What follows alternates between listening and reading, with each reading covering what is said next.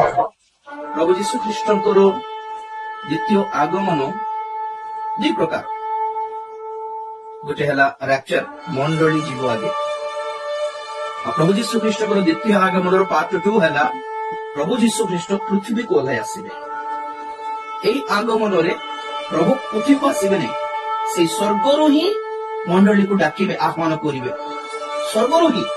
जो कि हमें को जगह पढ़ू मध्य आकाश बोली जा प्रभु तौक आसबे नहीं मंडली जीव आ जगत लोक मैंने समस्ते जानीपारे नहीं यहाँ गुप्त आगमन बोली कहते रैप्चर गुप्त आगमन बोली कहले चौरपुरी जहाँ आसी बोली जहाँ कहले ताहा सेमती तुम जागी रहो को दंड रे आसबे को मुहूर्त रे आसबे तुम जानिनो जेहेतु जागी रहो